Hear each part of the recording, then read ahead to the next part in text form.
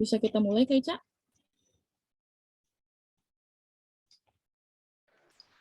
Ya, boleh, silakan.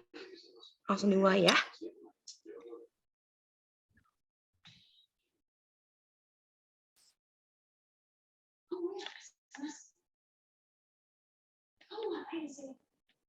Langsung aku share screen aja ya. Ya, boleh, silakan langsung share screen-nya aja.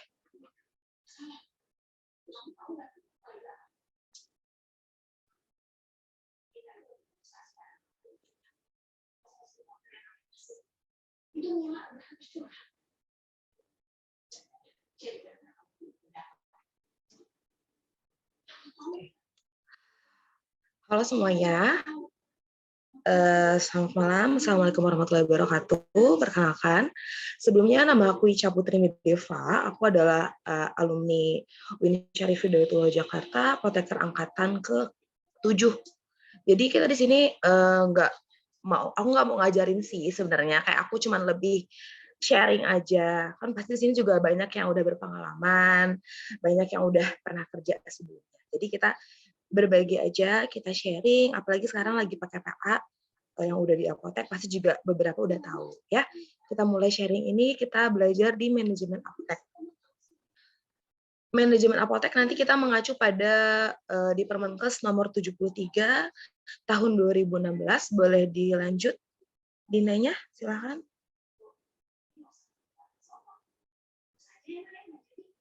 Kalau ngomong aku kecepatan nanti dibilang aja ya. Oke. Menurut Permenkes nomor 73 tahun 2016 tentang standar pelayanan kefarmasian di apotek terbagi menjadi dua, yaitu pelayanan farmasi klinik dan pengelolaan sediaan farmasi atau yang akan kita kenal sebagai manajemen farmasinya, manajemen apoteknya. Ya, di pengelolaan sediaan farmasi ini terbagi menjadi 7 macam, dimulai dari perencanaan, pengadaan, penerimaan, penyimpanan, pemusnahan, pengendalian, pencatatan, dan pelaporan. Ini semua nggak luput dari peran kita sebagai apoteker di apotek. Dimulai dari perencanaan. Dari perencanaan ini, boleh di next, Kak Dina? Di perencanaan ini mungkin kita tahu, sebelum kita memulai ingin jualan nih di apotek, ingin buka apotek, sebelum mulai jualan kita mau seleksi dulu barang-barang yang kita bakal jual. Kita seleksi dulu barang-barang yang akan kita jual, kita lihat kita mau pakai metode yang mana, konsumtif kah, epidemiologi kah, atau campuran. Kalau kita pakai metode konsumtif, kita lihat dari data-data pemakaian periode sebelumnya. Sebelumnya tuh kita laku berapa sih di produk A, sebelumnya itu sebulan kebelakangan ini rata-rata yang terjual itu berapa. Sedangkan di epidemiologi, kita akan mengacu pada kasus penyakit yang terjadi pada bulan sebelumnya. Dan campuran adalah periode dari jumlah kejadian penyakit tersebut. Biasanya kalau apotek baru, dia pakai metode lihat dari apotek atau rumah sakit sekitar. Dia lihat pakai data-data yang ada di sekitar. Tapi kalau udah berjalan beberapa bulan, dia baru menggunakan metode ini. Untuk metode konsumtif sendiri yang seperti kita ketahui, dia melihat dari data periode per waktu. Maka untuk menentukan jumlah berapa rencana yang akan kita butuhkan, rencana berapa obat yang akan kita beli untuk di bulan selanjutnya, maka kita akan ketemu rumus CT sama dengan CA dikali T ditambah safety stock atau semacam buffer stoknya ya, dikurangi sisa stok, di mana CT adalah kebutuhan per periode waktu. Jadi kebutuhan obat tersebut di waktu yang akan kita pesan. Misal, kita akan memesan obat A di bulan Juni, maka itu adalah CT-nya. Sedangkan CA adalah kebutuhan rata-rata waktu bulan periode sebelumnya. Jadi kita lihat CA-nya itu adalah rata-rata di bulan Januari, Februari, Maret, April, Mei. Berarti di bulan Mei. Rata-rata di bulan Mei. Kali T. T itu adalah lama kebutuhan. Jadi misalnya kita rata-ratanya itu 25 box dalam 1 bulan. Lama kebutuhannya itu berapa? Oh, kita menggunakan itu selama 1 bulan. oh kita menggunakan itu selama 2 bulan. Jadi lihatnya itu berapa bulan pemakaian kita. Ditambah safety stock-nya, mungkin safety stock di beberapa apotek ditentuin. Misalnya 10-20% dari rata-rata kebutuhannya. Tapi bisa juga dihitung dengan caranya lead time. Kalau mau dicatat silakan, kalau mau didengerin aja nggak apa-apa. Safety stock-nya bisa kita hitung dengan cara lead time. Lead time itu waktu tunggu datang obat dari PBF ke apotek kita. Lead time per harinya, per bulannya, dikali dengan CA, kebutuhan rata-ratanya. Nanti kita latihan soalnya dikurang dengan sisa stok yang ada di apotek kita. Ya. Jadi, untuk mencari berapa jumlah yang akan kita pesan pada periode bulan ini, kita lihat dengan rata-rata periode bulan sebelumnya, ditambah dengan buffer stok kita, dikurang dengan sisa stok yang ada di apotek kita. Itu kalau menggunakan metode konsumtif. Sedangkan kalau kita menggunakan metode epidemiologi, epid berdasarkan penyakitnya. Sama sih sebenarnya, intinya tuh sama-sama kebutuhan pada yang terjadi saat itu. Bedanya, kalau si epidemiologi ini, dia kita CA-nya itu kita ganti dengan CE, kebutuhan epidemiologi sebelumnya. Itu adalah jumlah kasus penyakit tertentu yang terjadi pada bulan sebelumnya. Jumlah kasus yang terjadi pada bulan sebelumnya. Seperti misalnya, di bulan sebelumnya kasus penyakit pernafasan sedang meningkat.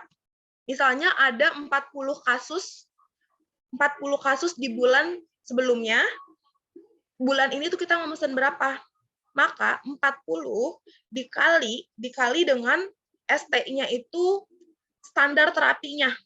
Misalnya penyakit pernapasan menggunakan levofloxacin. Kita ketahui levofloxacin itu penggunanya 1 kali sehari. 1 kali 1 dalam terapinya misalnya sekitar 5 hari misal. Maka untuk 1 resep itu 1 kali 1 kali 5, berarti untuk 5 tablet yang kita butuhkan per resep. Akan ntar 40 dikali 5, itu adalah CA kali T-nya. Jadi CA-nya diganti dengan epid-nya, penyakit sebelumnya, jumlah kasus sebelumnya, T-nya itu kita ganti dengan standar terapinya. Standar terapi obat yang digunakannya. Sama, sisanya sama, tambah safety stock dikurang sisa stok. Itu kalau epidemiologi ya. Sedangkan campuran, dia campuran dari periode dan jumlah kejadian. Jadi kalau CT-nya di campuran itu adalah CA ditambah CT ditambah sisa stok dikurang sisa ditambah safety stock dikurang sisa stok. Jadi CA ditambah CE, CA tambah CE kali T. CA tambah CE kali T tambah safety stock kurang sisa stok. Itu di campuran. Tapi jarang sih yang lihat di campuran, biasanya lebih banyak di konsumtif. Di beberapa OSCE, seperti OSCE angkatan kemarin, di angkatan 9, ini kemarin aku tanya sama teman aku, OSCE di angkatan 9 itu menghitung data konsumtif dari antibiotik. Nanti kita coba latihan, tapi yang gampang dulu. Nanti baru kita yang agak susahnya kita kuas tes ya. Kalau mau tanya nanti boleh di akhir sekalian ditampung dulu aja mana yang masih kurang jelas ya. Kalau omongnya belibet juga kabarin aja. Boleh dilanjutin, Kak? Setelah kita merencanakan, otomatis kita akan kita tahu nih kita mau beli obat A dengan jumlah sekian. Kita akan melakukan pengadaan. Kalau di apotek, dia hanya ada 1 pengadaan. Hanya dengan metode pembelian langsung. Pembelian langsung itu metode langsung ke PBF, langsung ke distributornya yang resmi. Ya, kita kalau memilih PBF mana gitu, PBF yang resmi ada syaratnya supaya lebih aman belanja kita. Kayak kita ke Shopee juga kita cari yang bintang 5 gitu. Sama kita kalau mau ke PBF juga carinya yang distributor yang aman. Yang seperti apa? Yang resmi, yang legal, lihatnya di mana sih? Kita bisa lihat di belakang memes gitu biasanya ada tuh daftar-daftar PBF. Nanti bisa dicek di belakang memes, bisa dilihat. Terus cari mana yang diskonnya besar. Kredit dengan top yang lama, TOP yang lama, lead time yang pendek, produknya lengkap, mutunya dan terjamin. Kalau mutunya terjamin, kalau misalnya PBF-nya resmi, legal, insya Allah mah mutunya terjamin ya. Tapi kita lihat nih, kita bandingin, mana yang punya diskon yang lebih besar, mana yang, misalnya, kalau di produk A, ada di PBF Z dan Y. Ternyata di PBF Z, lama suka ngantor barangnya, bisa 3 harian belum diantar, sedangkan di PBF Y, mesen pagi, siang udah diantar. Otomatis lebih baik kita pesennya ke PBF si Y, gitu ya. Sama kalau misalnya si diskonnya lebih besar di Z, tapi lama. Kita lihat barangnya perlu amat apa enggak gitu. Kalau misalnya barangnya nggak lagi diburu-buru, ya bolehlah ke si Z gitu ya, nyari untung yang agak lumayan gitu. Kreditnya tuh lama. Jadi maksudnya kan kalau misalnya kita mau beli barang ini, nanti kita akan melampirkan SP. SP-nya kita kirim ke PBF lewat sales atau lewat Matrep-nya. Nanti SP-nya itu akan diproses oleh PBF tersebut. Nah, biasanya setelah mereka ngirim barang, mereka ngasih faktur. Fakturnya itu nanti kita tahu nih, pembayarannya, kreditnya tuh berapa hari. Apakah 21 hari pembayaran, jadi dari barang datang, itu dikasih jatah temponya 21 hari, nanti harus bayar. Atau bagaimana, ataukah harus lunas, atau bagaimana ya, nanti tergantung dengan perjanjian si PBF. Nah, kita lanjut ke cara pembayarannya. Cara pembayaran PBF-nya ini, yang pertama ada COD. COD itu cash on delivery. Biasanya COD ini untuk barang-barang yang agak penting gitu. Kayak psikotropik, narkotik, itu obat-obat yang dibeli dengan COD. Cash on delivery. Jadi langsung bayar, bisa ditransfer atau bisa cash langsung di tempat ketika barangnya sudah sampai. Sudah kita cek keadaannya, kita langsung bayar saat itu juga. Atau cash lunak. Cash lunak itu bisa nyicil seminggu sampai 2 minggu. Jadi kalau misalnya kita beli barang A, harganya misalnya 1.200.000. Minggu ini kita nyicil 200.000, minggu besok kita nyicil 1 juta. Kalau kredit sama yang aku bilang tadi, kayak hari ini beli, dapat faktur, 21 hari lagi atau sebulan lagi kita harus bayar, jatuh tempo kita bayar. Konsinyasi titip jual, kayak titip barang, nanti kalau laku kita bayar, kalau nggak laku ya tetap di situ. Atau ada perjanjian, misalnya sampai 3 bulan dititipin, kalau nggak dititipin nggak laku ditarik. Nanti tergantung perjanjian antara yang punya produk dengan yang menerima si produknya ya. Di pengadaan ini, apa yang harus kita siapkan? Yang harus kita siapkan itu adalah surat pesanannya, SP-nya ya. SP-nya itu beda-beda setiap dari obat-obatan tertentu. Ada obat biasa, obat bebas terbatas, obat keras, lalu obat-obat psikotropik, obat-obat narkotik, obat-obat prekursor, atau vaksin, itu beda-beda semuanya. Obat-obat yang biasa kayak bebas terbatas, obat keras, itu pakai SP biasa. SP biasa itu dia cuma ada jumlah sama nama barangnya. Nggak masalah, cuma ada nama barang dan jumlah. Yang pasti ada tanda tangannya. Tanda tangannya tanda tangan siapa? Kalau barang-barangnya yang biasa seperti itu, tanda tangannya boleh. Tanda tangan apoteker pendampingnya boleh. APJ-nya boleh. Atau TTK-nya yang diamanahkan sesuai spesimennya juga boleh. Itu kalau misalnya surat pemesanan di obat-obat yang biasa. Tapi kalau di psikotropik, narkotik, prekursor, OOT, itu beda lagi. Boleh di next, Pak? Oke. Ini contoh surat pesanan di narkotik dan psikotropik ya. Di narkotik dan psikotropik harus wajib mesti ada nomor surat pesanannya. Sebenarnya di SP biasa juga ada wajib. Kalau untuk OSC sih mah wajib ya, tulis nomor surat pesanannya, tapi kalau di kenyataannya di beberapa surat pesanan nggak ada nomor surat pesanannya sih nggak apa-apa gitu ya. Tapi kalau di OSC nanti wajib harus ada surat pesanannya, nomor surat pesanannya ya. Oke. Kita lihat di narkotik sama psikotropik ada yang bertanda tangan di bawah ini. Yang bertanda tangan di bawah ini harus nama dari APJ-nya. Dari apoteker penanggung jawabnya siapa? Jabatannya adalah apoteker. Mengajukan pesanan narkotik atau mengajukan pesanan psikotropik kepada nama distributornya. Kalau narkotik, kita hanya bisa pesan ke Kimia Farma. Sedangkan kalau psikotropik, kita bisa pesan ke PBF-PBF lain yang punya obat golongan psikotropik.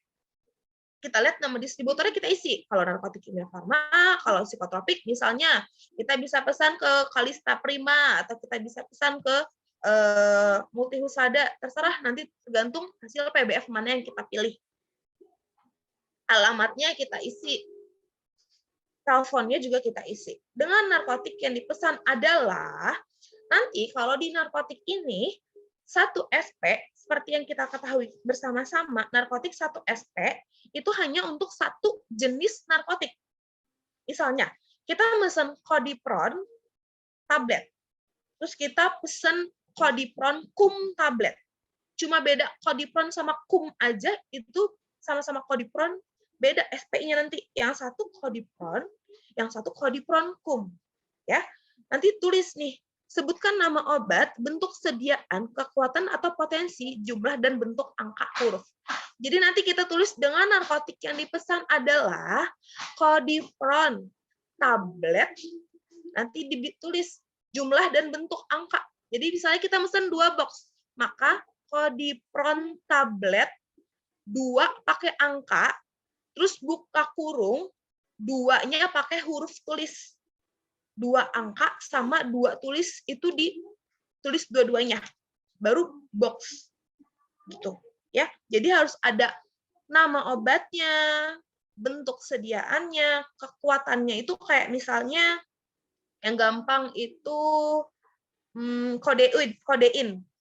Ada kodein 10, kodein 15, kodein 20. Jadi kalau mau pesan kodeinnya, kodein 10 mg tablet, 2 buka kurung 2 angka buka kurung 2 DUA tutup kurung box.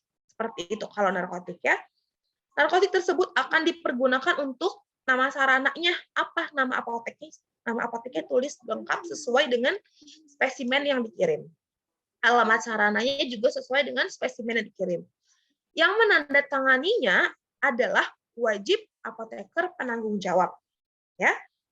Nanti ini dibikin 3 rangkap. 3 rangkap itu 2 untuk si PBF-nya, 1 untuk kita sebagai arsip. Sebenarnya lebih dari 3 tuh juga nggak apa-apa sih, 3 sampai 4 rangkap. Biasanya PBF ada yang ngambil 3 rangkap. Tapi nanti kalau misalnya OSC, ini kan kita mengikuti dengan Permenkesnya gitu ya. Permenkesnya ini bacaannya surat pesanan hanya berlaku untuk satu jenis narkotik. Surat pesanan dibuat sekurang-kurangnya 3 rangkap. Jadi minimal 3 rangkap. Sama kayak psikotropik. Psikotropik yang membedakannya adalah, yang seperti pasti kalian juga tahu. Kalau SP psikotropik bisa satu rame-rame. Jadi bisa mesen analsiknya bareng sama alprazolam, nanti bareng lagi sama Milos gitu. Boleh. Nanti lihatnya di mana. Kalau misalnya bikin surat pesanan ini keluar, nanti kan kalian bakalan dapat dokumen ya, dapat hard copy yang sebagai petunjuk kalian. Biasanya nanti bakalan dilihatin penggolongan obat narkotik, penggolongan obat psikotropik. Jadi kalian bisa lihat ini termasuk narkotik atau termasuk psikotropik. Gitu. Nanti kalian juga akan dikasihnya kotaknya kotak langsung nih. Kotak obatnya langsung. Kodipron nanti kan di kotak obatnya pasti tahu kodipron itu isinya kodein. Oh, berarti kodein itu masukkan narkotik atau psikotropik. Nanti kalian bisa pilih-pilih sendiri, ya. Sama, yang tanda tangan juga APJ-nya. 3 rangkap, 2 untuk PBF, 1 untuk arsip kita. Itu untuk narkotik sama psikotropik. Sedangkan, bisa di next, Kak. Sedangkan untuk prekursor, obat-obat prekursor dan OOT. OOT adalah obat-obat tertentu. Sama nih, OOT ini prekursor ini sistemnya sama kayak psikotropik. Bisa satu rame-rame. Jadi, dengan obat jadi prekursor farmasi yang dipesan adalah nama obatnya itu bisa bareng-bareng. Misalnya, analsik tablet 1 buka kurung 1 box. Boleh. Nanti seperti itu. Koma, nanti alprazolam 1 miligram tablet 2 buka kurung 2 box. Koma, nanti bisa jadi milos injeksi 1 buka kurung 1 box. Nanti kalau misalnya aku kurang hafal ya, takutnya nanti milos kan juga ada kekuatan sediaannya, kayak misalnya si morfin, misalnya 1 miligram per 2 mili, nanti tetap ditulis tuh ya 1 miligram per 2 milinya, kayak gitu-gitunya. Nanti ditulis juga kekuatan potensinya. Jangan khawatir, nanti pasti ada di box obatnya kalau kalian lihat. Kalau angkatan aku kemarin pas lagi OSC ini, nulisnya ini SP narkotik psikotropik. Sedangkan angkatan yang kemarin dia nggak keluar SP. Jadi tetap dipelajarin aja gitu ya. Sama prekursor, intinya sama percis sama kayak si psikotropik. Sedangkan OOT itu sama juga kayak prekursor, tapi rangkapnya boleh 2 aja. 2 aja, 1 untuk kita, 1 untuk PBF-nya. Yang beda itu aja, rangkapnya yang beda. Terus OOT itu misalnya gimana kalau misalnya obatnya kayak ada pseudoephedrine sama dextro. Ada prekursornya, ada OOT-nya. Kita nulis ke SP yang mana? Ada yang bisa bantu? Kalau misalnya ada pseudoephedrine sama dextromethorphan, kira-kira kita nulisnya di SP yang mana ya? Boleh? Prekursor ya, Kak? Prekursor ya, Kak? Ya, betul. Jadi kita tulis di SP yang lebih tinggi derajatnya, yaitu SP prekursor. Untuk obat-obat tertentu itu ada gampangnya itu DEKHAT. DEKHAT. DEKHAT itu dextromethorphan, lalu chlorpromazine, DE-nya itu dextro, K-nya itu chlorpromazine, haloperidol, amitriptyline, tramadol. Jadi kalau misalnya bingung ini masuk kemana, ini masuk narkotik kayak tramadol. Beberapa ada yang bingung, tramadol itu masuknya ke narkotik atau bagaimana gitu ya. Jadi tramadol masuknya itu ke OOT karena dia DEKHAT. Dextro, chlorpromazine, haloperidol, amitriptyline, sama tramadol ya. Jadi jangan salah lagi kalau tramadolnya itu nggak masuk ke narkotik. Lanjut, setelah kita punya surat pesanan, kita kasih nih ke PBF. Kita kasih ke PBF, nanti PBF-nya yang bakalan ngeproses pesanan kita. Ngeproses pesanan kita sampai datanglah hari di mana pesanan kita tiba. Ketika pesanan kita tiba, kita lanjut ke penerimaan obatnya. Bolehkah di next, Pak? Oke. Di penerimaan obat ini, kita menerima barang yang cuma kita pesan. Bukan barang yang nggak kita pesan. Yang cuma kita pesan dengan memperhatikan kesesuaian antara surat pesanan yang kita buat dengan faktur atau surat jalan yang diberikan oleh PBF-nya. Oke. Yang mesti kita cek banget sebelum kita mengecek persamaan itu, kesesuaian itu, kita cek dulu fakturnya. Benar nggak sih fakturnya buat kita? Benar nggak sih fakturnya ini ke tempat yang kita kirim? Jadi di fakturnya itu perhatikan nama distributornya. Ada misalnya, ada Guna Abdi Wisesa sama Guna Abdi Wicaksono. Ada 2 Guna Abdi, nanti jangan sampai ketuker, nanti takutnya ketuker ternyata bukan buat kita, gitu ya. Dilihat nama distributornya sudah benar atau belum. Misalnya kita misalnya ke Guna Abdi Wicaksono, maka nanti akan ke Guna Abdi Wicaksono. Lalu kita lihat nomor dan tanggal fakturnya. Lihat tanggal fakturnya kita ini deket apa enggak, ternyata dia ngirimnya udah yang faktur bulan lalu. Kan nanti kita nggak bisa terima juga. Jadi kita harus lihat nomor dan tanggal fakturnya. Nama apotek yang dituju itu paling penting. Jangan sampai kita terima-terima aja, ternyata barangnya itu buat apotek sebelah. Kan nanti jadi agak repot pengembaliannya. Jadi harus diperhatikan dulu fakturnya. Dilihat apakah sudah disetujui dengan APJ PBF-nya atau belum, udah ada tanda tangannya atau belum. Seenggaknya kalau nggak ada tanda tangannya, udah ada capnya atau belum, gitu ya.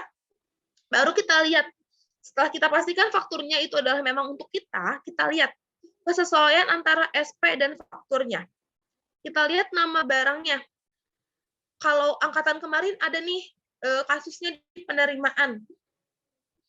Di angkatan kemarin, di penerimaan ini, ada obat yang sebenarnya sama fakturnya datangnya, cuman segelnya itu udah kebuka.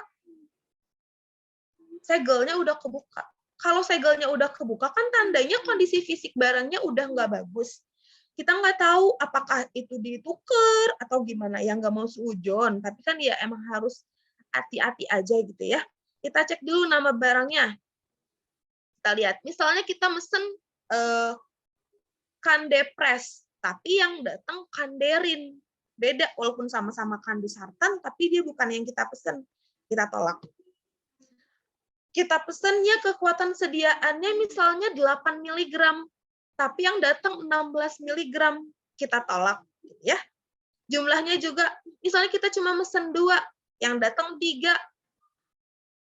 Kalau di dunia nyata, gitu mah, kalau di dunia nyata sebenarnya masih tergantung sama apoteknya itu sendiri. Apakah mau nerima atau nolak? Kalau misalnya memang dia butuh, ya nggak apa-apa, terima aja gitu. Tapi kalau misalnya nggak butuh, jarang laku, bisa ditolak. Tapi kalau untuk OSCE, kalau jumlah barangnya tidak sesuai, wajib ditolak. Ya, kalau jumlah barangnya tidak sesuai, wajib ditolak. Kemudian kondisi fisik barangnya kayak tadi, jangan sampai salah.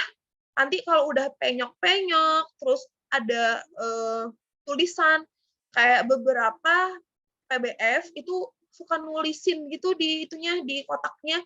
Misalnya kayak untuk apotek A ditulis di kotak misalnya Sunmol. Di kotak Sunmol-nya ditulis apotek A, padahal kan nggak laku ya kalau dijual ada tulisannya kayak gitu. Makanya itu ditolakin aja kalau misalnya kondisi fisik barangnya itu tidak baik, tidak memungkinkan, segelnya kebuka, ada coretan atau penyok-penyok yang udah nggak layak lah dipajang, nggak layak dijual, itu ditolakin aja. Kemudian itu expire date-nya. Expire date-nya kalau kita lihat kalau barangnya fast moving atau enggak. Kalau memang barangnya fast moving, expire date-nya dekat, misalnya 3 bulan, kita yakin itu bakalan habis dalam waktu 3 bulan, boleh diterima. Tapi kalau kita nggak yakin kalau itu nggak habis dalam waktu 3 bulan, atau sebelum expire date tiba, itu ditolak. Biasanya terimalah lebih dari 6 bulan masih bisa diterima. Tapi kalau kurang dari 6 bulan, kita pikirin dulu, mau nggak sih pembeli kalau dapat obat yang ED-nya deket, kalau kemungkinan nggak mau, tolak. Biasanya wajib tolak aja sih kalau buat ujian mah ya. Ditolakin aja, nanti kita lihat nomor batch-nya. Kalau nomor batch ini, nanti bisa disesuaikan aja. Misalnya kalau nomor batch-nya 22135, tapi didatangnya obatnya batch-nya 22134. Batch yang difaktur dicoret, diganti dengan batch yang sesuai dengan batch obatnya. Nanti fakturnya bisa kita simpan satu, yang kopi fakturnya ya. Selanjutnya suhu penyimpanan. Seperti beberapa obat, kayak salep, ada yang disimpan di kulkas, tusuk suppositoria, itu kan juga simpan di kulkas. Jadi datangnya dalam keadaan dalam cool box, nanti setelah diperiksa langsung kita taruh ke dalam kulkas dengan suhu yang sesuai. Seperti itu. Itu untuk penerimaan. Tahun kemarin dia ada nih soal di OSCE-nya penerimaan. Terlihat mudah memang untuk penerimaan, tapi harus banyak hati-hatinya. Karena kalau salah dikit ya salah seperti itu ya. Lanjut Kak. Setelah ke penerimaan, obatnya udah kita terima, kita lanjut simpan obatnya. Udah terima semua, yang mau kita terima, yang kita tolak kita retur. Nanti kita retur, bilang, Mas ini kita nggak pesen. Nanti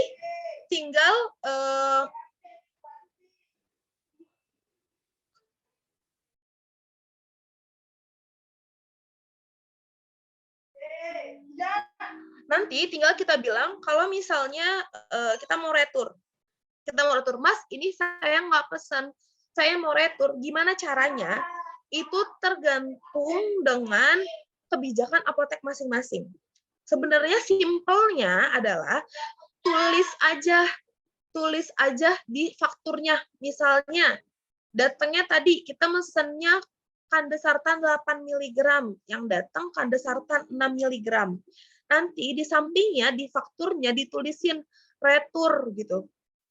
Salah kekuatan sediaan. Atau misalnya kita nggak mesen obatnya, tapi datang, returin aja, tulis retur, tidak pesan. Nanti mereka akan proses faktur yang baru. Jadi mereka bakalan ambil faktur yang lama, nanti mereka ganti faktur yang baru buat kita. Untuk penyimpanannya, setelah kita benar-benar selesai dengan SP, benar-benar selesai dengan faktur, nanti kita mulai ke penyimpanan. Penyimpanannya ini umumnya disimpan dengan wadah asli pabriknya. Wadah asli pabriknya tuh ya kalau misalnya tablet, yang nggak dibuka-bukain tabletnya gitu, masih utuh gitu loh sama silannya gitu, sama wadahnya gitu. Kalaupun dipindahkan, misal kayak natrium bikarbonat kan isinya banyak-banyak, satu botol. Nanti kalau misalnya ada orang beli 10 tablet, berarti masih ada sisa kan? Terus nanti sisa, pan ujungnya sisa 5 tablet, mau dipindahin nih. Dipindahin, kalau memang mau dipindahkan beda dari wadah aslinya, itu di wadah barunya kita harus tulis nama obatnya, kekuatan sediaannya, kapan kita pindahinnya, dan kapan expire date obat dari wadah aslinya. Harus kita tulis. Takutnya kalau misalnya apoteknya nyediain racikan, yang kepake misalnya Carmed cuman kepake 2 gram, sedangkan Carmed itu 10 gram, masih bisa kepake itu 8 gram. Tapi wajib kita tulis, kita bukanya tanggal berapa. Jadi kalau misalnya memang ada sewaktu-waktu dalam waktu dekat pakai racikan Carmed lagi, kita bisa menggunakan Carmed yang ada di simpanan kita. Masih untung buat kita. Kita jualnya sesuai dengan harga Carmed, tapi pakai yang sisa. Kalau kita tulis, kita keluarin kapan, kita buka kapan, kita jadi tahu itu masih bisa dipakai atau tidak. Tapi kalau kita nggak tulis, itu akan jadi buang-buang, jadi sia-sia. Jadi kita wajib tulis ED-nya, tanggal kita ngeluarinnya kapan, nama obatnya apa. Ya. Lalu disimpan dengan obat-obat high alert. High alert itu disimpan di lemari khusus dengan penandaan high alert di setiap obatnya. Jadi, baiknya itu, obatnya itu, high alert-nya itu ditempelin satu-satu di stripannya. Kayak misalnya, nyimpen obat efedrin. Efedrin butuh high alert. Itu bukan hanya di kotaknya, tapi bolehlah kalau belum dibuka di kotaknya. Tapi nanti kalau ada yang beli satu, itu ditempelin obat high alert-nya. Di satu-satu di setiap ampulnya. Di setiap ampulnya harus ditempelin stiker high alert-nya. Nanti kalau misalnya diperiksa sama BPOM, itu harus ada stiker high alert-nya di masing-masing ampul. Itu untuk high alert. Kemudian untuk LASA. LASA itu look alike, sound alike. Yang punya nama mirip, yang punya suaranya mirip. Yang seperti kita ketahui. Diletakkannya terpisah. Minimal, pisahkan satu item dengan obat yang lainnya. Misalnya, kita punya etoricoxib. Etoricoxib itu punya 60 mg, 90 mg, 120 mg. Kita taruhnya etoricoxibnya, nanti etoricoxib kita pisahin etoricoxib 60 mg, nanti di sampingnya boleh misalnya etigobal. Lalu taruh lagi di samping etigobal etoricoxib 90 mg. Nanti di samping etoricoxib 90 mg, kita taruh lagi obat huruf E yang lainnya. Nanti di samping huruf obat E lainnya baru taruh etoricoxib 120 mg. Selain dipisah-pisah gitu, ditempelin stiker lasa. Stiker lasa itu sebenarnya warna-warni, itu ada yang kuning, hijau, sama biru. Untuk kekuatan yang paling besar, tempel lasa warna biru. Kekuatan yang sedang, kuning, yang paling kecil hijau. Jadi untuk etoricoxib tadi, 60-nya warna hijau, 90-nya warna kuning, 120-nya warna biru. Ya, dan ditulis dengan Tolman lettering. Kalau misalnya dia tadi etoricoxib, dia kan sama-sama etoricoxib, bedanya di dosis. Kalau bedanya di dosis ini, kita bold angka 60, 90, sama 120-nya. Itu yang kita bold. Kalau bedanya di dosis. Tapi kalau bedanya di sound like-nya, di suaranya, misalnya kayak cefixim dan cefepime, dia terdengar mirip cefixim dan cefepime. Kita bold dan kita dikapitalin, di caps lock, itu huruf yang beda. Cef sama-sama punya cef, di cefixim dan cefepime. Lalu kita bold dan kita caps lock ixim dan epim. Jadi mata kita bisa lebih lihat warna angkanya beda, tulisannya beda. Jadi untuk meminimalisir terjadinya kesalahan pemberian obat, ya. Selanjutnya, untuk narkotik dan psikotropik, seperti yang kita ketahui, lemari narkotik dan psikotropik itu berbeda dengan lemari-lemari obat lainnya. Lemari narkotik dan psikotropik ditaruh dengan nempel di dinding, dengan bahan yang kuat, dari kayu yang kuat, atau dari besi, pintunya harus 2, kuncinya juga masing-masing ada 2. Jadi ada pintu dalam, pintu luar. Nanti pintu dalam ada kuncinya, pintu luar ada kuncinya. Yang megang itu adalah apoteker penanggung jawab, atau orang yang diberi amanah dari apoteker penanggung jawab itu. Misalnya PJ-nya nggak masuk, ditunjuk nih hari ini yang megang siapa, seperti itu. Itu untuk si narkotik psikotropik. Dia nggak boleh terlihat dari luar. Jadi nggak boleh kelihatan sama orang luar kalau ada lemari narkotik psikotropik itu. Sama penyimpanannya bisa di kulkas, yang nggak aku tulis itu simpan di kulkas untuk beberapa kayak tadi. Suhu kayak benzolak CL. Benzolak CL itu simpannya di suhu 2 sampai 8 derajat Celcius. Setelah kita cek, kita langsung masuk kulkas.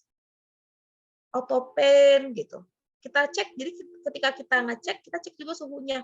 Kalau memang harus masuk kulkas, kita masukin kulkas. Sendofenicol, gitu-gitu masukin kulkas, langsung dimasukin segera. Biar dia aman, stabilnya tetap stabil, ya. Untuk penyimpanannya seperti itu. Kemudian, next, Kak. Pemusnahan. Untuk pemusnahannya sendiri, obat ini tergantung berapa lama pemusnahan. Kalau untuk obat, itu tergantung dari apoteknya sendiri. Berapa lama mereka mau memusnahkan obat tersebut, ya. Gimana sih cara musnahinnya? Kalau untuk obat, kalau dia bentuk sediaannya solid, yang pasti semua obat dipisahkan dulu dari wadahnya dengan obatnya. Misalnya kalau tablet, pisahin dulu boxnya, pisahin stripannya, pisahin tabletnya. Untuk nanti misalnya stripannya sama boxnya nanti dibuang ke plastik warna hitam biasa. Nanti tabletnya bisa digerus, setelah digerus, setelah dihancur semua, nanti baru dikubur. Dikubur, ya. Biasanya kalau apotik sih biasanya cuma kubur aja, karena obat-obat yang mau dimusnahin nggak sebanyak di rumah sakit, atau nggak sebanyak di industri, nggak sebanyak di PBF, yang perlu dengan bantuan pihak luar. Jadi cukup untuk kalau digerus lalu ditimbun aja atau bisa dibakar gitu ya. Itu untuk solid, sediaan solid. Sedangkan untuk sediaan semi solid seperti krim, kemudian sediaan liquid, itu bisa diencerkan terlebih dahulu. Diencerkan, misal 1 botol kita taruh kasih air 1 ember, terus kita kebuang ke wastafel. Jadi dia kekuatan sediaannya dosisnya sudah tidak mencemarkan banget lah gitulah ke lingkungan. Dia harus diencerkan terlebih dahulu. Itu untuk cara pemusnahan obatnya. Sedangkan kalau pemusnahan si SP, resep, itu ada waktunya. Kalau untuk surat pesanan obat biasa, itu disimpan 5 tahun, kemudian baru dibakar. Sedangkan untuk surat pesanan narkotik, psikotropik, prekursor, itu simpannya 3 tahun. Setelah 3 tahun dibakar. Sedangkan kalau resep, baik psikotropik, baik narkotik, prekursor, OOT, resep biasa, sama, semuanya resep simpan 5 tahun, baru dimusnahkan dengan cara dibakar. Kalau obat-obat biasa itu, dia cuma disaksikan dengan apoteker pendampingnya atau TTK-nya. Jadi si APJ yang musnahin itu didampingin sama APING dan TTK-nya yang punya SIPA, yang punya SIP. Nanti jadi saksi. Jadi saksi buat tanda tangan, nanti berita acaranya dikirimkan ke dinas kesehatannya. Sedangkan kalau misalnya obat-obat yang narkotik psikotropik seperti itu, dia ada saksi-saksi lainnya. Boleh di next, Kakak.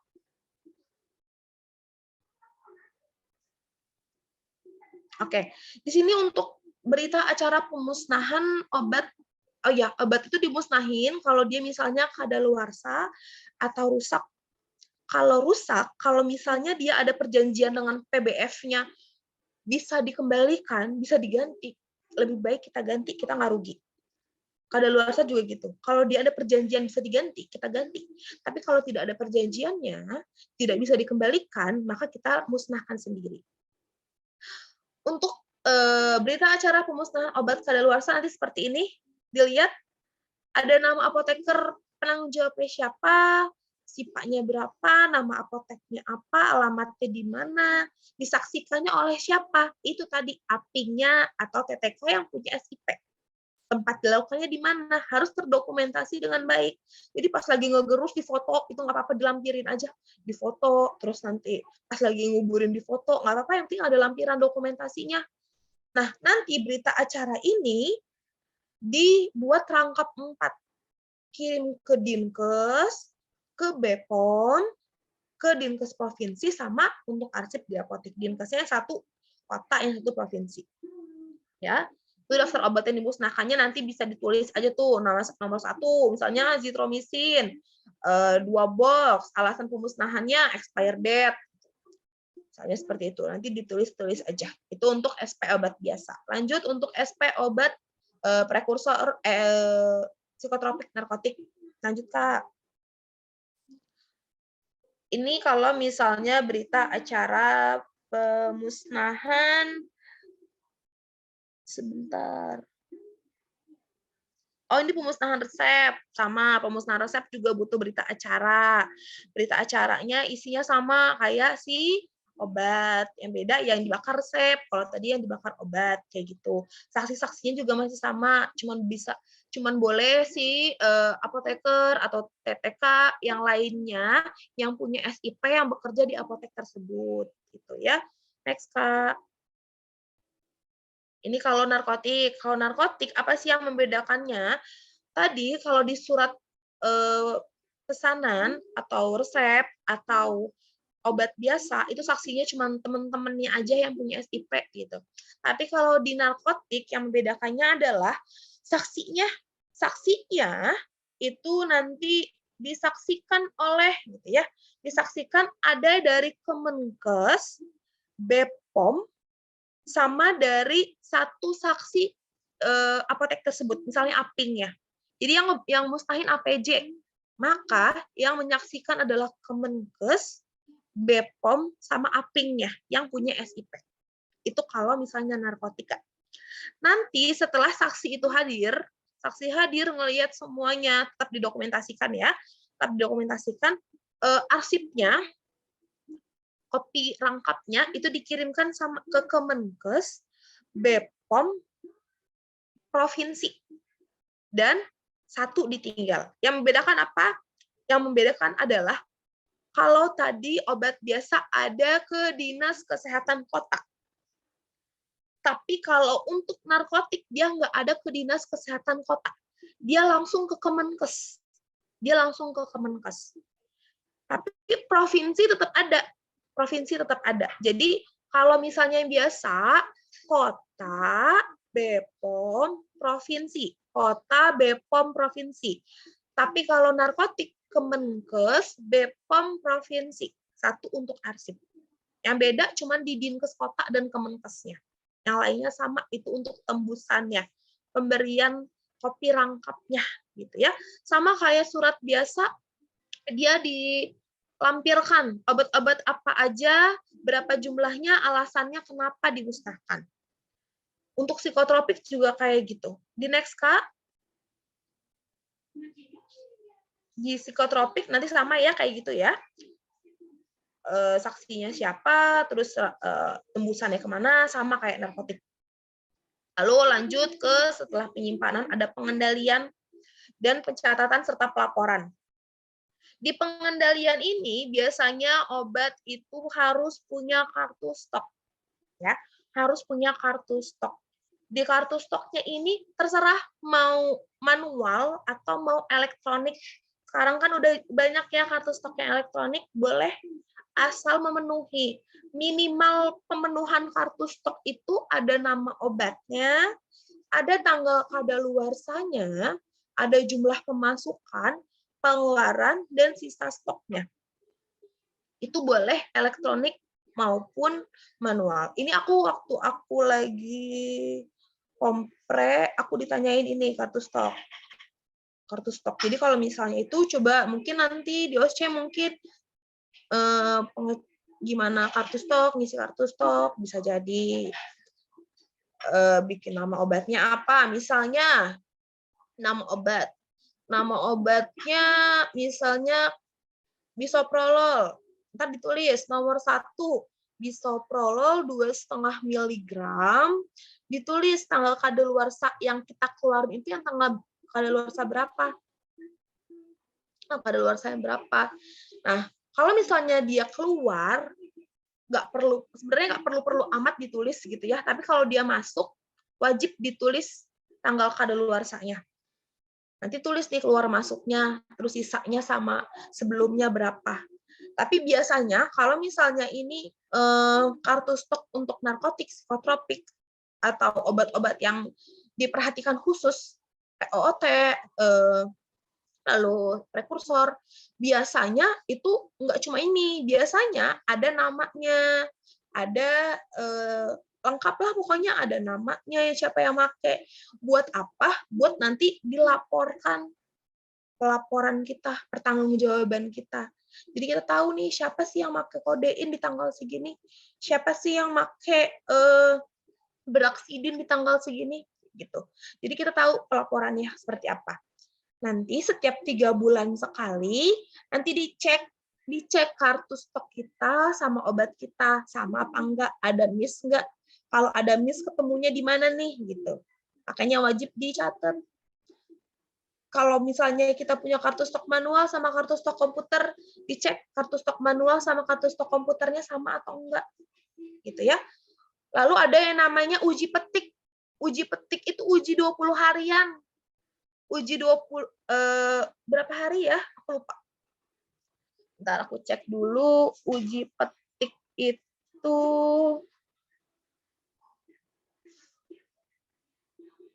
per hari. Dia 20 item per hari. Jadi biasanya ada yang melakukan ini, tapi jarang ya. Uji petik. Jadi memastikan emang benar gitu ada stoknya. Misalnya dari 100 obat, cuma 20 obat yang disampling. Untuk meyakinkan kalau kartu stoknya itu terjalankan dengan baik dan benar. Itu untuk pengendaliannya. Pengendaliannya dengan kartu stok. Lalu pencatatan bisa dengan SP untuk pemesanan barang, pengadaan barang itu dengan SP. Jadi SP dan faktur harus di strapless di satu tempat. SP obat A dengan PBF A harus di strapless dengan faktur PBF A, di strapless jadi satu. Nanti disimpan. Simpan faktur bulan Januari, faktur bulan Februari, faktur bulan Maret, begitu terusnya. Disimpan, diurutin. Misalnya kita ada 8 PBF, misalnya dari AAM, dari Enseval, terus dari Guna Abdi, dari Kalista. Nanti pencatatannya itu kita simpen, nanti AAM dikumpulin sama AAM di bulan Januari, gitu. Enseval kita kumpulin sama Enseval di bulan Januari. Nanti setelah itu baru kita gabung. Setelah kita susun dia berdasarkan PBF-nya, baru kita gabung. Lalu juga ada struktur penjualannya.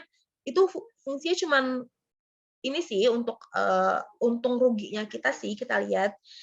Sekalian bisa untuk data konsumtif kita lihat, oh ternyata lakunya tuh bulan kemarin tuh obat ini yang paling laku, oh ternyata rata-rata penjualannya bulan ini tuh ini yang paling laku, itu bisa lihat dari struk penjualan kita. Lalu di pelaporan itu ada pelaporan narkotik dan psikotropik, itu dilakukan tiap 1 bulan sekali, maksimal tanggal 10, maksimal ya, bukan minimal, maksimal di tanggal 10 setiap awal bulan. Jadi 10 nanti berarti di 10 Oktober ini terakhir untuk bulan September. Melalui aplikasi yang namanya SIPMAP. Nanti akan dikirimkan ke Dinas Kesehatan Kabupaten atau Kota daerah apotek tersebut.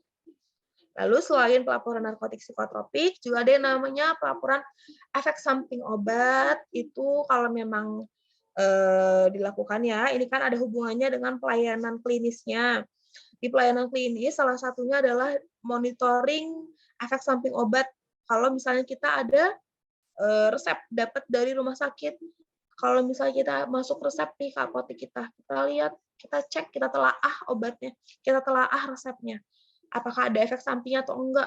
Kalau memang ada efek sampingnya, kita laporkan ke di BPOM dengan form kuning atau algoritma Naranjo. Nanti di next-nya ini ada next, Kak. Nih, ini formulir monitoring efek samping obatnya. Ini caranya seperti ini, diisi. Pokoknya apa yang kita isilah ya, nama apoteknya, alamat, provinsi, tahun berapa. Terus nanti nama inisial pasiennya, siapa yang mengalami efek samping tersebut, jenis kelaminnya, umurnya, nama obat yang kira-kira menyebab efek samping itu apa setelah kita telaah, nama obatnya apa, bentuk sediaan apa, nomor batch yang mana yang diminum, obat yang digunakannya selain obat itu dia lagi minum obat apa, terus pemberiannya apakah dia udah benar, caranya gimana, dosisnya gimana, tanggal mulai dia minum obat kapan, tanggal akhir dia minum obat kapan. Ini harus kita kerjasama sama pasien, karena kita kan di apotek ya, nggak di rumah sakit. Kalau di rumah sakit enak, bisa tahu kita pertama kali ngasih obat ini tanggal berapa, kita masih bisa lihat pasiennya. Tapi kalau di apotek ada monitoring efek samping obat seperti ini, kita harus punya kerjasama sama pasiennya yang baik untuk bisa mengerjakan monitoring efek samping obat ini. Nanti ini dilaporkan ke BPOM, seperti itu. Kalau menurut Permenkes nomor 73, manajemen di apotek hanya sampai situ, hanya sampai sini. Dimulai dari perencanaan, berakhir dengan pelaporan. Ada yang kurang jelas atau ada yang ingin ditanyakan terlebih dahulu, boleh dikembalikan ke moderatornya.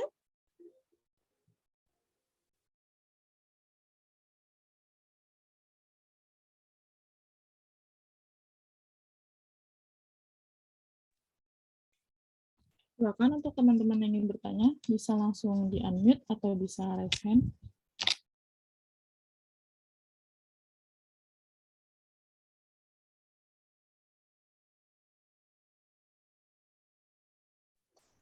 Kak, maaf saya izin bertanya, Kak. Ya, Retno, silakan.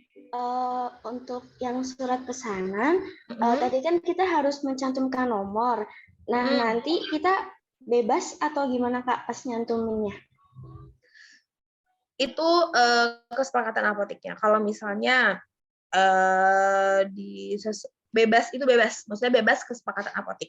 Misal boleh nomornya itu kayak bulannya, misalnya kayak SP01 pemesanan pertama ya, 01 di bulan apa? Di bulan Oktober, berarti 01/10/2022 boleh kayak gitu. Nanti dilanjutin, dicatat, harus dicatat di buku. Terakhir kita nulis SP-nya itu nomor berapa gitu. Jadi itu Kalau bebas pas, ya. oh iya. Kalau pas OSCE Kak? Biasanya nanti bebas juga. Oh iya. Bebas Sama, nanti kamu bikin. Boleh silakan. Sama mau ini Kak, yang sediaan narkotik tiap kekuatan berarti juga satu SP ya Kak? Betul. Setiap kekuatan juga satu SP. Terus Kak kemarin itu sempat bikin SP juga, tapi yang prekursor. Kan kalau prekursor sama psikotropik nanti kan di satu SP boleh lebih dari satu gitu ya Kak? Ya. Nah, nanti itu dibikin tabel-tabel gitu nggak apa-apa gitu kan Kak? Nggak apa-apa. Dibikin Sama tabel. ini Kak, ada lagi yang kalau di apotek itu buat SP formnya itu dari PBF-nya gitu Kak. Itu emang seringnya gitu? Di beberapa PBF dia maunya SP-nya itu harus SP dia. Kayak contohnya kalau di aku AAM itu kayak Rinos, Rinovet, dia nggak mau kalau kita tulis tangan. Jadi dia udah ada gitu barang-barang dia apa aja. Jadi udah ada listnya di dia. Di SP-nya itu udah ada Rinos, Rinovet, terus yang lainnya pokoknya nanti ada bentuk sediaannya, zat aktifnya, terus jadi kita cuma ngisi mau pesan berapa gitu doang. Itu. Tapi kalau OSCE kan nggak kayak gitu ya. OSCE mah kalian isi sendiri. Kalau kenyataannya di dunia kerja memang ada PBF yang udah ngisi duluan gitu. Jadi kita cuma nulisin si berapa yang mau kita pesen gitu. Satu lagi Kak, yang Ya, tadi boleh. yang di SP itu kan kalau di peraturan itu kan formatnya nama obat, bentuk sediaan, kekuatan sediaan, jumlah, bentuk, angka, dan huruf. Kalau misal kita pakai nama obat paten, berarti di sampingnya nanti dituliskan kandungannya gitu ya Kak? Jadi nama obatnya itu adalah nama obat yang kita beli. Mau obat paten, obat generik, terserah. Misalnya kita mau beli apa ya? Kita misal mau beli, ya udah kita beli Siladex, boleh. Ya. Boleh. Nanti nama obatnya adalah Siladex. Siladex, nanti setelah nama obat, biasanya zat aktif. Nama obat, zat aktif. Siladex, zat aktifnya. Nanti kalian bikin aja tabelnya sendiri. Bikin nama obatnya, kemudian zat aktifnya Siladex itu apa? Pseudoephedrine. Iya, Kak. Pseudoephedrine, nanti ditulis Siladex, terus di tabel berikutnya pseudoephedrine. Lalu di tabel berikutnya lagi itu biasanya bentuk dan dosis sediaan. Bentuk dan dosis sediaan. Bentuk dan dosis itu diisi sirup berapa miligram. Aku nggak tahu.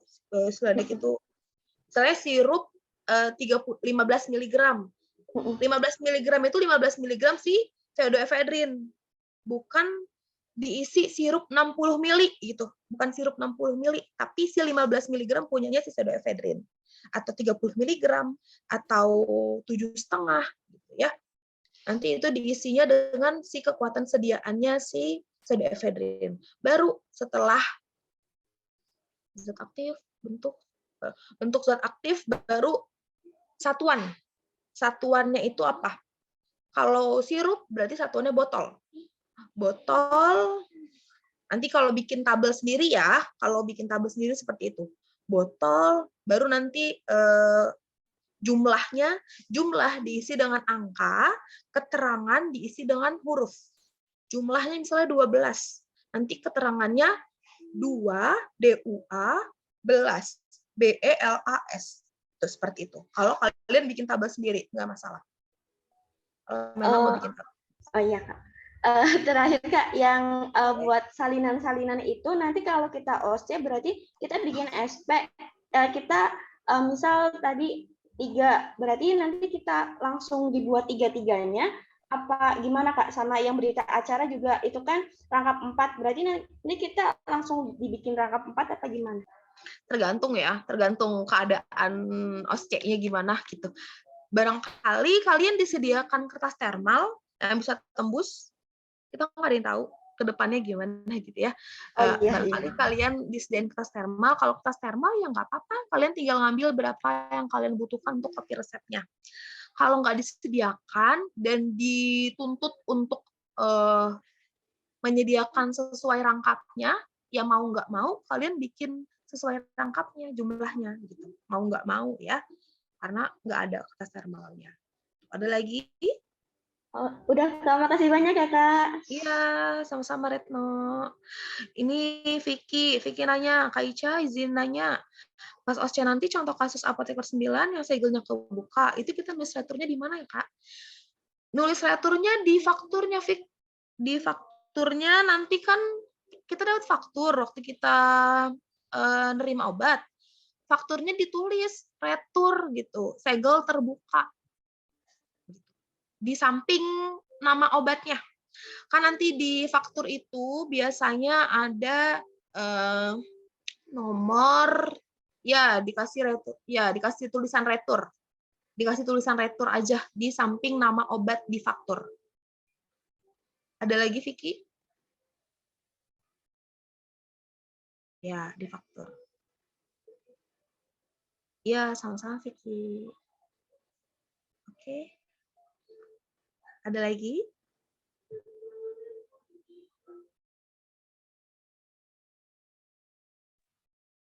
Mungkin cukup dulu kali ya, Kak. Kita latihan soal, apa Kakak mau istirahat sebentar? Boleh istirahat sebentar. 3 menit, boleh? Baik, Kak. Nanti kita mulai 3 menit lagi ya. Oke.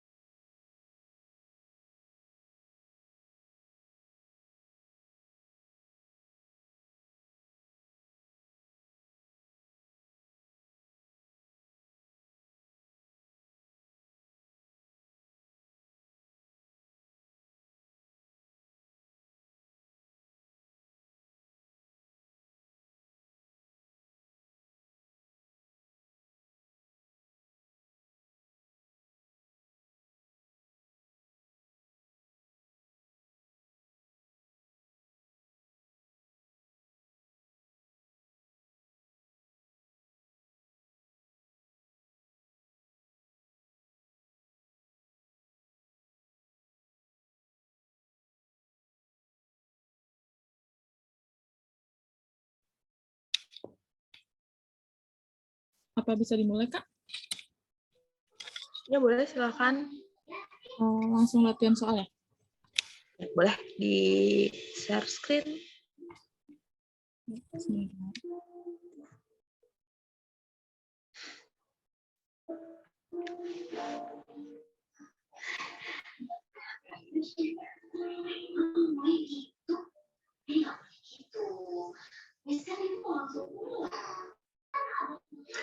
Oke, kita kerjakan sama-sama. Di kasus 1, Anda adalah seorang apoteker yang bekerja di Apotek Sukajaya Farma daerah Tangerang Selatan. Akan membeli produk azitromisin 500 mg tablet di PBF yang terpercaya terletak di daerah Depok. Oke, apoteknya di Tangsel, belinya di Depok. Pembelian antibiotik dilakukan setiap 1 bulan sekali. Belinya 1 bulan sekali ini ceritanya. Pengiriman obat dari PBF tersebut memiliki lead time 2 hari. Obat dikirim dalam waktu 2 hari. Berapa stripkah azitromisin yang Anda akan pesan jika diketahui sisa stok azitromisin berjumlah 10 tablet, di mana 1 box sama dengan 1 strip sama dengan 10 tablet. Ini nanti kalau kata angkatan kemarin dikasihnya tabel pengeluaran obat ya, seperti ini. Di bulannya nih, di bulan Januari, minggu ke-1, ke-2, ke-3, ke-4. Di minggu ke-1 azitromisin keluar 48 tablet. Minggu ke-2 52 tablet. Minggu ke-3 35, 40. Februari 125, 247, 338, 450. Lalu Maret 142, 2-nya berapa, Kak? 250, 338, 455. Kira-kira buat di bulan April belinya berapa? Ada yang bisa?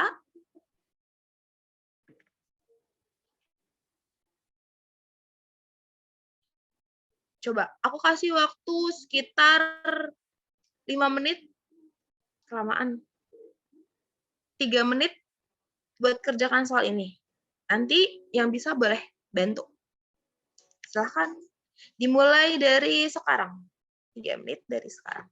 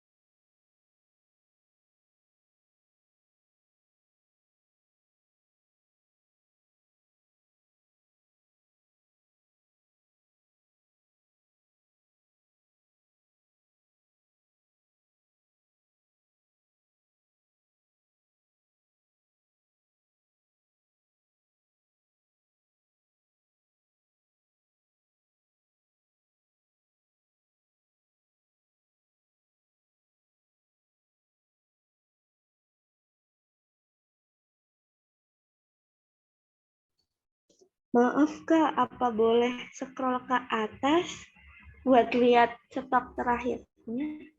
Terima kasih.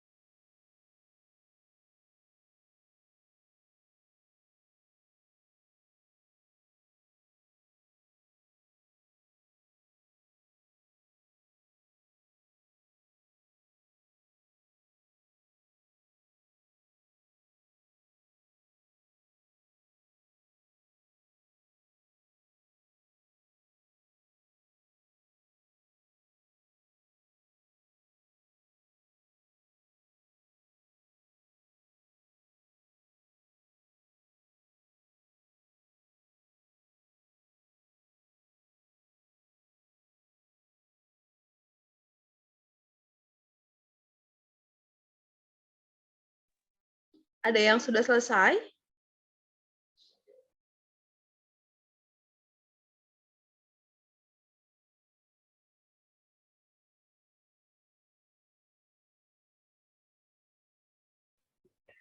Sudah, Kak.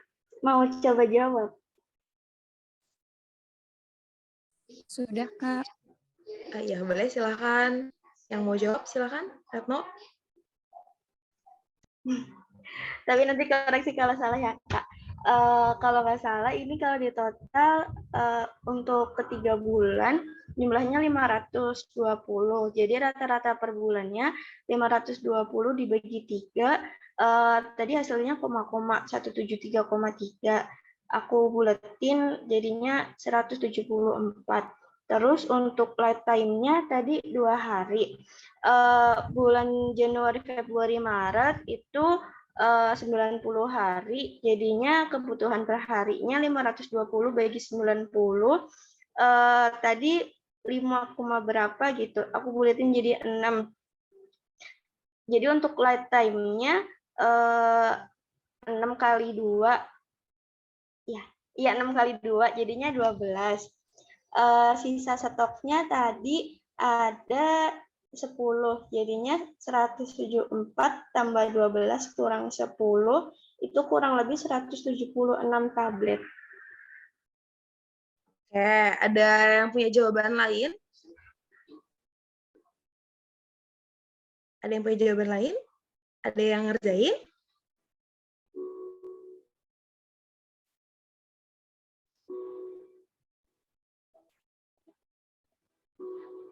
Oke, kalau nggak ada yang punya jawaban lain, kita bahas ya. Kita balik ke pengertian dari soal ini, yang dipakai kira-kira metode konsumtif atau metode EPIT. Metode mana? Konsumtif, Kak. Oke, di metode konsumtif ya, dari pemakaiannya. Kalau dari metode konsumtif itu, yang kita ketahui, metode konsumtif itu didasarkan pada data pemakaian obat di periode sebelumnya. Periode sebelumnya berarti di periodenya Maret. Di periode bulan Maret ya. Tadi Eno hitung periodenya 3 bulan atau 1 bulan? 3 bulan, enggak. Di sini Terus di rata-rata. Jadi kita lihat sebenarnya itu tergantung dari soalnya. Bagaimana soalnya? Karena di sini soalnya per bulan, berarti ngitung rata-ratanya hanya 1 bulan. Tapi kalau per 2 bulan, per 3 bulan, berarti rata-ratanya dari 1-2 bulan tersebut, 3 bulan tersebut. Di soal ini rata-ratanya per bulan. Jadi hanya dihitung dari rata-rata Maret. Boleh turun ke bawah, Kak Dina? Jawabannya ada di bawah. Ngintip dikit ya, Kak. Dikit, hati-hati, Kak, hati-hati. Oke, jawabannya pelan-pelan. Oke. Udah stop sampai sini ya. Di periodenya kita soalnya katanya per bulan, belinya dia tiap bulan. Maka hitungnya periodenya rata-ratanya per bulan. Di bulan Maret, minggu pertama 42, minggu kedua 50, minggu ketiga 38, minggu keempat 55. Rata-ratanya disebut dengan CA. CA, maka 42 tambah 50 tambah 38 tambah 55 bagi 4, hasilnya adalah 46,25 bulan. Maka rata-ratanya adalah 46,25. Kemudian kita cari safety stock-nya. Safety stock-nya adalah lead time dibagi dengan jumlah hari per bulannya, jumlah hari per bulan dikali CA.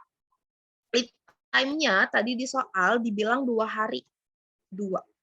Dibagi dengan jumlah hari dalam bulan tersebut. Bulan April, pertanyaannya, Januari, Februari, Maret, April, ada di bawah. Berarti 30 hari. Berarti 2 hari per 30 hari. Tapi kalau misalnya di dalam soal dituliskan 1 bulan sama dengan 31 hari, maka 2 hari per 31 hari. Jadi dia adalah jumlah hari per bulan ya. Di time dibagi jumlah hari per bulan dikali CA. Maka didapatkan jumlahnya 3,08 atau rata-rata 3. Dibuletin jadi 3. Setelah dapat safety stock-nya, dapat CA-nya, bisa dihitung CT-nya. Kebutuhan untuk periode selanjutnya. Kebutuhan periode selanjutnya berarti jadinya 40 CA kali T. Aku bilang dia hitungannya per bulan tadi. Maka 46,2 per bulan dikali 1 bulan, bulan sama bulan coret. Jadi tinggal 46,25. Ditambah 3, safety stoknya 3, dikurang sisa stoknya 10. Maka didapatkan CT-nya atau kebutuhannya rencana beli untuk bulan Aprilnya di 39,25 strip. Atau kita buletin jadi 40 strip. Jadi 40 box yang kita beli untuk persiapan di bulan April. Seperti itu ya. Caranya udah benar tadi, Retno. Cuman mungkin ada sedikit mispersepsi aja tadi ya. Ini harus benar-benar diperhatiin. Soalnya itu per bulan kah, per 2 bulan kah, atau per 3 bulan. Kayak misalnya ada soal suatu rumah sakit di daerah, aku bacain ya, suatu rumah sakit di Kalimantan Tengah membeli ringer latex banyak 2.000 infus dengan pembelian setiap 2 bulan sekali. Nah, dia bilang pembelian setiap 2 bulan sekali. Maka si T-nya itu 2 bulan. 2 bulan. CA-nya itu udah langsung tahu 2.000. Tapi kalau misalnya nggak diketahui, maka nanti itu menjadi rata-rata dari tiap 2 bulan itu, 2 bulan sebelumnya. Kalau misalnya 2.000 itu nggak diketahui secara gamblang. Sedangkan soal yang aku sebutin barusan itu diketahui secara gamblang. 2.000 dia setiap belinya itu 2.000 per 2 bulan. Tapi kalau nggak diketahui ya harus hitung rata-ratanya per 2 bulan itu ya. Ada yang masih kurang jelas, kurang paham? Retno, sudah paham? Mau tanya, maaf Kak. Ya. Ini kan berarti ngitung per bulan. Kalau yang CA 42503855 berarti kan dari bulan Maret ya Kak. Itu bukannya per 4 jadi rata-rata per minggu. 46,25 itu jadinya satuannya minggu atau bulan Kak? Bulan kan itu di bulan itu. Itu kan di bulan itu. Kecuali satunya tetap bulan. Nanti kalau aku kasih contoh soal yang lain deh. Biar lebih paham. Nanti aku kirim ke itunya ya. Nanti kalau yang nggak paham bisa tanya lagi aja. Itu per bulan jadinya. Jadi kan rata-rata di bulan itu. Makanya rata-rata per bulan. Seperti itu. Ada lagi ya ingin ditanya?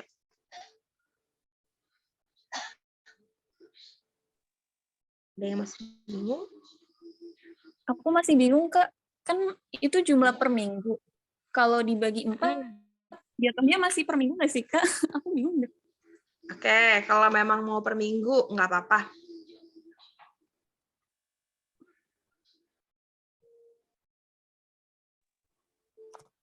Terus jadinya gimana, Kak? Masih nggak ngerti. Oke. Kalau misalnya ini nanti aku konfirmasi lagi ya. Nanti karena ini waktunya udah mepet, nanti aku kirimin jawaban aku ke Dina atau Arif nanti atau Nisa. Nanti salah satunya aku kirimin. Nanti biar nanti di-share kenapa nggak per minggu. Sebenarnya pengen aku kasih tahu sekarang, cuman waktunya dikit lagi. Takutnya nggak keburu soal yang lainnya. Nanti jadi aku share aja ya rinciannya. Gimana, bisa? Boleh? Boleh banget, Kak. Makasih banyak, Kak. Oke, sekalian nanti aku kasih soal yang lainnya ya. Nanti kalau memang masih kurang paham. Boleh, Kak. Nanti aku yang kasih. Aku udah diingatkan untuk waktunya soalnya. Kasus 2. Di kasus 2, Anda adalah seorang apoteker di apotek yang akan memesan beberapa obat, yakni Petidin injeksi 2 box, Kodipron kum ekspektoran sirup 4 botol, Benzolac CL 6 tub, Elbio saset 5 box, Dexa-nya 0,5 box, Dexa 0,75 2 box, Analsik tabletnya 2 box, Alprazolam 1 mg 1 box, Actifed sirupnya 12 botol, NaCl 3%-nya 1 box. Tramadol tabletnya 1 box, buatlah surat pesanan untuk obat-obat tersebut. Ada yang bisa ngerjain kasus 2, cuma bikin surat pesanan aja? Gimana caranya? Boleh yang lainnya?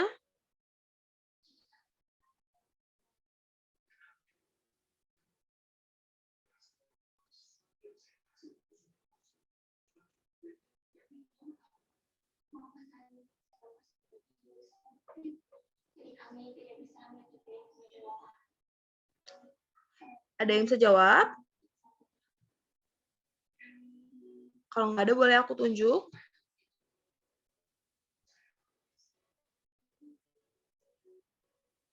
Pasti bisa. Aku mau tunjuk ya. Aku mau tunjuk.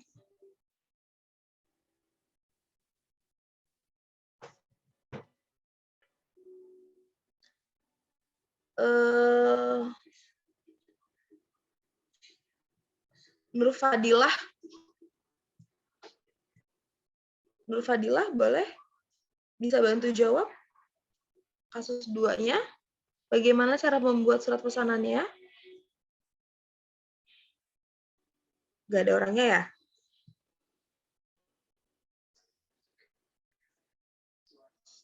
Boleh deh, yang ada aja orangnya. Tadi yang nanya ke aku Manda. Coba Manda bisa dibantu jawab. Surat pesanannya seperti apa? Boleh, Kak. Tapi Boleh. nanti kalau salah itu ya, Kak. Tolong Apa dibantu. namanya? Kita belajar bareng-bareng. Ya, Eh, silakan. buat bikin surat pesanannya, dikelompokin dulu untuk obat-obatnya tuh masuknya ke kelompok obat apa aja. Kalau yang biasa tuh yang aku tahu tuh yang bisa surat pesanan bareng-bareng kan dari yang OTC yang biasa dulu ya, Kak. Itu benzola, terus biosaset, Ya. dexamethasone sama dexamethasone. Oke, itu ke Sama analsik gitu ya? Analsik apa ya? Ya. Itu ke yang surat pesanan.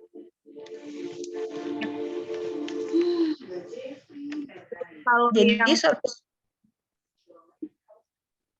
kenapa? Oh, maaf, putus-putus aku nggak kedengeran. Iya, maaf Kak, sinyalnya emang agak kurang bagus. Itu yang surat biasa. Yang satu bareng-bareng yang OTC. Terus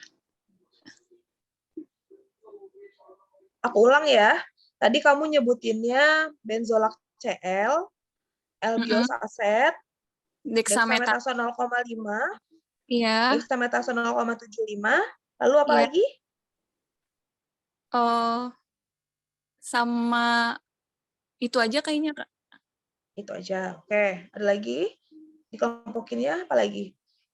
Terus yang narkotik itu ini ya, Petidin, terus Kodipron. Udah kayaknya. Oke, lanjut. Terus yang prekursor itu ada Actifed, sirup. Sama tramadol ya? Tramadol ikutnya prekursor atau psikotrop? Ayo, tramadol. Oke. Activate aja berarti. Oke, activate aja. Terus prekursor. Itu prekursor. Ya, prekursor. Terus untuk psikotropiknya, psikotropiknya tuh analsik, alprazolam, sama tramadol. Iya nggak, Kak? Terus NaCl, apa tadi? alprazolam, tramadol, sama analsik itu psikotropik ya, Kak? Oke, lanjut. Terus kalau ACL tuh itu kalau itu maksudnya kemana ya Kak? Aku kurang tahu soalnya di apotik belum pernah bikin yang buat ini NaCl. Ini yang biasa Kak, ikutnya. Oke, itu dikelompokin terlebih dahulu ya. Oke, aku bahas pengelompokannya terlebih dahulu. Benar, untuk umumnya dia ada di benzolak Cl, albiosaset, dexamethasone 0,5, 0,75, dan NaCl cairan masukannya ke dalam SP biasa. Digabung. Cairan itu masuknya ke dalam SP biasa. Itu SP biasa. Untuk prekursornya benar. Prekursornya ada si Actifed sirup. Si narkotiknya petidin injeksi, Codipron cum expectorant, psikotropiknya dianalsik alprazolam, cukup. Sedangkan tramadol, yang seperti aku bilang tadi, tramadol itu bukan masuk narkotik, bukan masuk psikotropik. Dia masuknya ke OOT, obat-obat tertentu. OOT itu ada 5. Dextro, chlorpromazine, haloperidol, amitriptilin, dan tramadol. Jadi tramadol itu SP-nya sendiri lagi, beda lagi. Jadi ada berapa SP, Manda, untuk yang mau dipesan ini? Dibikin berapa SP? Sebentar Kak. Kalau yang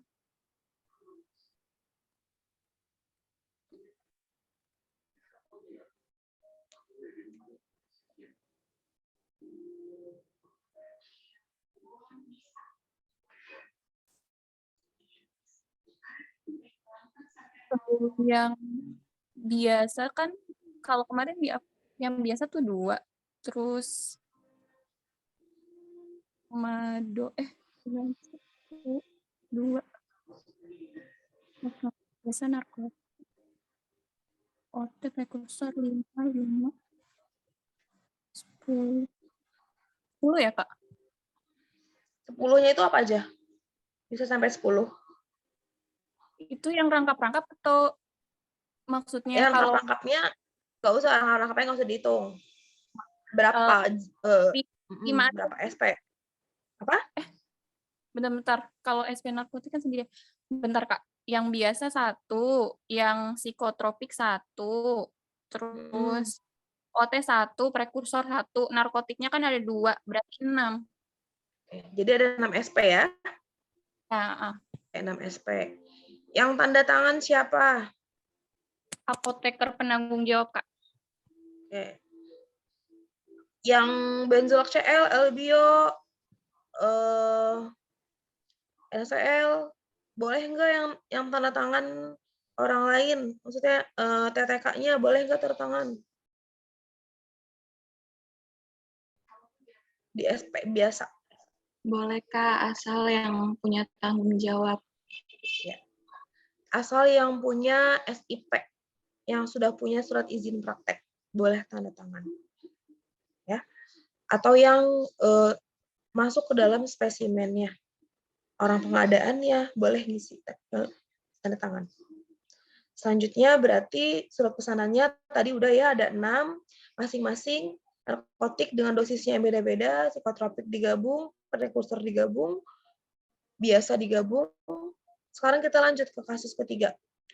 Obatnya sama, tapi ada tambahan cefixim 200 mg 3 box.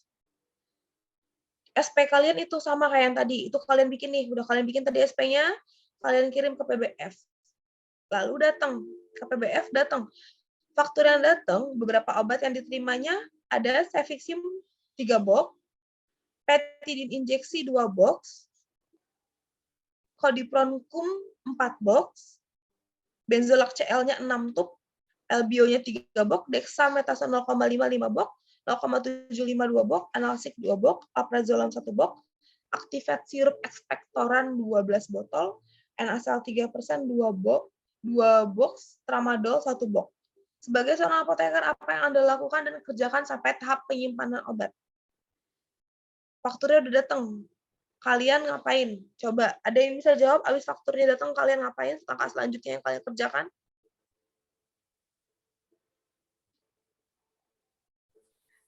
Mau coba jawab, Kak. Boleh. Yang biasa, kalau menurut saya kan, kita sesuaiin dulu jumlahnya, terus ediknya sama batch-nya. Untuk yang datang ini, Cefiximnya sudah sesuai, soalnya desisen 200, jumlahnya juga sama. Ini kan kasus yang ini kan ya Kak, bukan kasus yang Iya, dua tadi kan ya, betul. beda kan ya.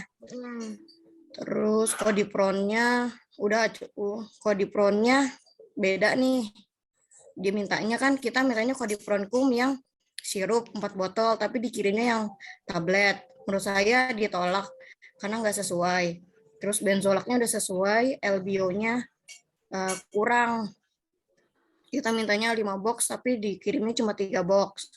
Dexanya sudah sesuai, kemudian dexametasonnya 0,5, dua-duanya udah sesuai. Tapi si alprazolamnya, dia kan kita mintanya yang 1 mg, tapi dikirimnya 0,5 mg. Ini juga kita tolak, karena nggak sesuai. NaCl-nya kurang 1 box. Udah sih Kak. Terus kalau penyimpanannya untuk Cefixim, terus benzolak itu sama LBO, dexamethasone itu bisa di biasa, penyimpanan biasa. Untuk analsik itu kita simpan di lemari psikotropik. Kan kalau alprazolamnya nggak diterima, jadi kan nggak kita terima. Activate itu kalau di apotek saya sekarang lagi PKPA sih Kak, dia ada tempat khusus untuk prekursor, jadi ditempatin tempat prekursor, NaCl di tempat bagian larutan, sedangkan tramadol di bagian obat tertentu. Kalau ada salah tolong koreksi ya Kak, makasih. Oke. Benar sebenarnya, cuman mungkin hati-hatinya kurang. Ada yang salah baca. Activate-nya, kita SP-nya adalah Activate sirup yang warna kuning. Tapi datanya adalah Activate sirup ekspektoran. Jadi harusnya itu kita tolak juga tuh. Activate sirupnya. Activate sirupnya kita tolak karena datang salah. Langkahnya sudah benar, yang tadi ditolak-tolakin, yang beda jumlahnya ditolak, yang beda obatnya ditolak, sudah benar. Cuman perlu kehati-hatian lagi. Nanti sama di OSCE juga perlu kehati-hatian lagi dalam melihat penerimaan barangnya. Kemudian simpennya di mana? Kak boleh turun ke Dina? Paling bawah, Kak. Oke. Penyimpanannya di apotek itu, obat-obat yang bisa dipajang di luar hanya obat-obat yang bebas dan beberapa obat bebas terbatas. Obat bebas itu simpan di luar. Tadi nggak ada obat yang bebas yang kita terima. Kita nerimanya semua obat keras, obat bebas terbatas. Jadi simpannya di rak yang di dalam, yang tidak terlihat sama orang-orang. Nggak boleh kelihatan sama orang-orang raknya. Jadi dexamethasone, Cefixim, sama tramadol itu simpannya di rak yang di dalam. Rak luarnya nggak ada yang diterima. Tadi kan kita narkotik pesen petidin sama kodipron. Tadi benar kata Zia. Kodipronnya salah bentuk sediaan. Nah, kita tolak. Yang kita simpan cuma petidin. Tadi juga alprazolamnya kita tolak. Kita pesen 1, yang datang 0,5. Jadi cuman analsik yang kita simpan di rak psikotropik. Sama, benzolak CL itu simpannya di kulkas. Maka nanti pas OSCE harus benar-benar dipikirkan suhu penyimpanannya. Suhu penyimpanan benzolak CL itu adalah 2-8 derajat. Jadi pas nanti OSCE dilihat suhunya simpan di mana. Kulkas, sedangkan NaCl 3% itu simpannya di lemari high alert. Jadi sejauh ini Zia udah benar, Manda udah benar, secara teori juga Retno udah benar. Tadi nanti kalau misalnya ada kesalahan, aku nggak tahu, nanti aku cek lagi, entah aku yang salah hitung Kalau nanti aku salah ngitung, nanti aku kabarin lagi buat nanti kalian pelajari. Tapi kalau mungkin aku yang keliru, nanti aku kabarin lagi ya. Semuanya udah bener, rata-rata pasti udah bisa, karena udah PKPA juga ada yang berpengalaman. Bedanya cuma perlu kehati-hatian dalam pengerjaan OSCE. Karena OSCE sekarang kan formatif ya, masuk ke dalam hitungan kelulusan. Jadi harus lebih hati-hati, lebih siaga. Angkatan kemarin itu, soalnya cuma penerimaan barang sama perhitungan, tapi kurang hati-hati dilihat segelnya. Sama, soalnya mah gampang. Cuman kurang hati-hati aja jadi penyebabnya. Jadi aku saranin biar lebih hati-hati dan lebih teliti dalam mengerjakannya. Pelan-pelan aja, nggak usah deg-degan, nggak usah buru-buru. Anggap aja kayak emang lagi kerja gitu. Anggap aja lagi kerja, jangan lagi ujian. Jadi santai aja ngerjainnya. Pelan-pelan aja. Oke. Kalau dari aku sih cukup sekian. Untuk soal hitungan tadi nanti aku kirimin lagi, aku hitung lagi. Takutnya aku emang yang salah. Kalau aku salah nanti aku benerin jawabannya. Nanti ada post testnya, aku kirimin ke Arif. Nanti aku kirimin ke Arif entah malam ini atau besok pagi. Kalau misalnya besok pagi aku tahu kalian lagi PKPA, capek, bisa dicicil kerjainnya, nanti aku kasih lewat Gform, nanti diisi sampai Kamis malam 2 hari aku kasih waktunya untuk belajar aja, untuk belajar. Jadi kalian kalau memang mau dikerjakan nggak apa-apa, nggak dikerjakan juga nggak apa-apa. Nanti dikerjakan, nanti hasil evaluasinya aku kirim hari Sabtu buat bahan pembelajarannya ya. Nanti yang hitungannya aku cek lagi, takut aku yang salah. Oke, dari aku cukup sekian. Aku kembalikan ke Dina, terima kasih. Terima kasih Kak Ica atas pemaparan materinya yang sangat luar biasa bermanfaat, tapi kita ada kendala di waktu ya Kak. Langsung aku tutup aja ya Kak ya. Ya, silakan. Sekian dari tim OSCE, mohon maaf jika ada kesalahan, tolong dimaafin ya. Semoga kita semua selalu dalam keadaan yang sehat dan lulus OSCE semuanya 100%. Amin. Assalamualaikum warahmatullahi wabarakatuh. Waalaikumsalam warahmatullahi wabarakatuh. Terima kasih Kak Ica. Terima kasih banyak Kak Ica. Semangat Kak Ica. Semangat juga ujiannya, semoga lancar.